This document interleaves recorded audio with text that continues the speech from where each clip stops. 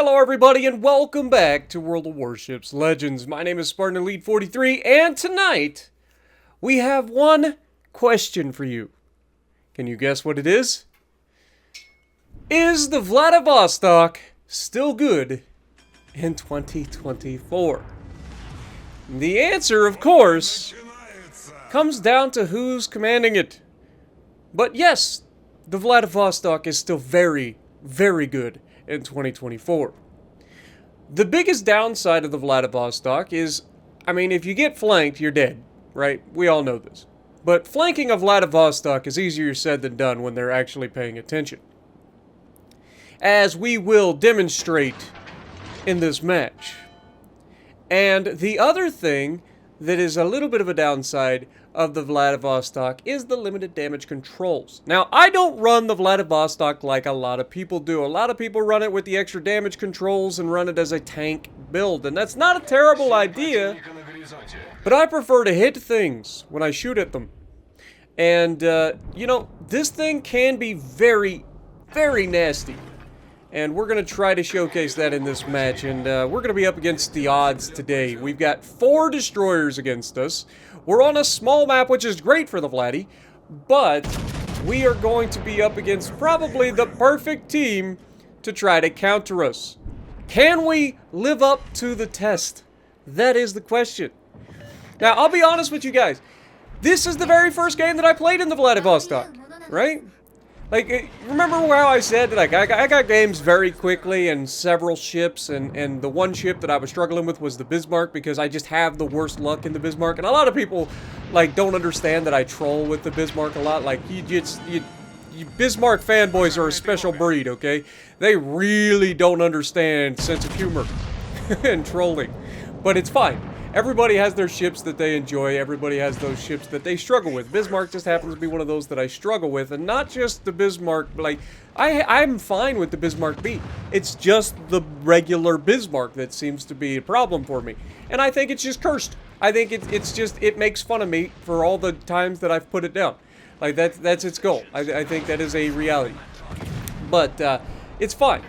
We are going to showcase how nasty the Vladdy can be and how difficult this ship can be to unroot or uproot. Displace. That's the word I was looking for. Displace from a position, as several will try. Can they pull it off? We are going to be struggling in this one, so get ready.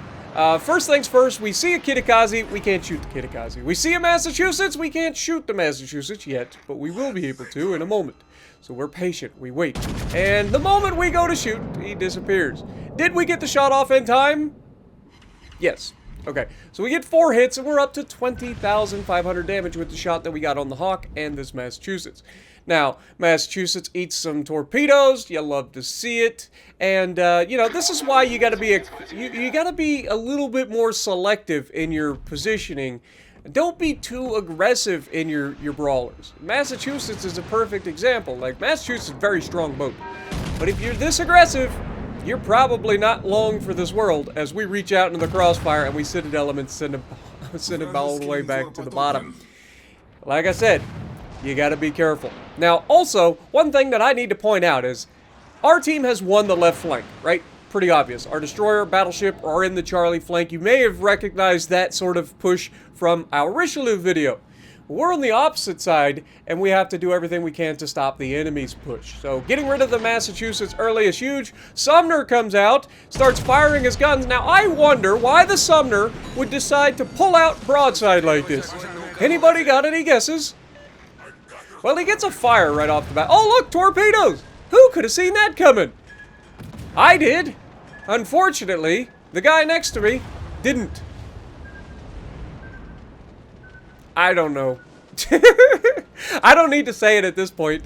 I guessed it in my big, fat, slow battleship, but the nimble, little, tiny destroyer next to me was like, nah, I don't have it. Now, you guys may have seen the Kagero pop up off my bow right as I went to sight in that Sumner again. This is a bad situation for everybody involved. For the Kagero, because he beached himself, and for me, because there is nothing I can do to dodge these torpedoes. There's just simply no answer for it. We get very lucky to only take one as the other ones just kind of skirt along the outsides. And here, we use our first damage control.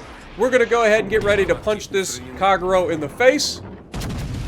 And unfortunately, right as we're about to shoot, the aiming kind of like flip. You ever have that problem? Like, I don't know if it's my controller or what, but sometimes like right as you're trying to like fine tune the aim, it jumps on you. That's what happened in that situation. So the Kagero gets away with it for now. And then the Hawk comes barreling around the corner. Now, this is a move that can only be described as a sudden rush of to the brain. Now, sure, I just fired at a destroyer. But coming around a corner in a ship that is guaranteed to be dev-struck with the sole purpose of just torping me? Terrible idea. But we're gonna take those torps, and we do take those torps, and because of the fast reload of the damage controls of the Vladivostok, we survive again. And we hang on. And now we're over 100,000 damage. And then the Giuseppe out here is full broadside. So what do? Well, we see a Kitakaze on my right, and I'm like, okay, my destroyer should be able to kill that guy, right? Oh my god, he killed my guy. But our guy does finish him off as well.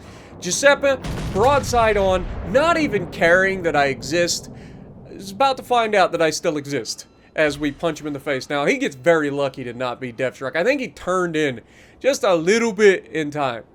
But we know that there's at least 2 destroyers here. We know there's a Sumner, we know that there's a Kagero, right? Sumner gets spotted, he shoots at us.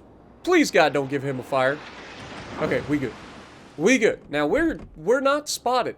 But we are about to be spotted, and I'm going to completely write off the fact there's a smoke screen on my right. I forgot that the Kagero could have popped through in that short amount of time, but we slam the Giuseppe. We take a torpedo, and right now I'm cursing. I'm like, God dang it, I thought he was dead. I completely forgot that the Kagero was going that direction too. So Kagero snuck out there and got a torp on me again, and this little turd does not get away with this again. Right, game? Right, game? How dare you let this little turd get away twice? I'm not going to let the aim screw me this time. So we wait for him to, oh my god, and that's the accuracy we get. And we miss every one of them? You gotta be joking with me. I got 8,000 health left. There's 2 destroyers in front of me. This is not good. So now, we've got to try to throw off the destroyer's torpedoes. We know they're about to be loaded, so we got to try to turn in, and we make this ship turn as hard as we can, trying to stop. Oh my god, you've got to be joking. Not like this.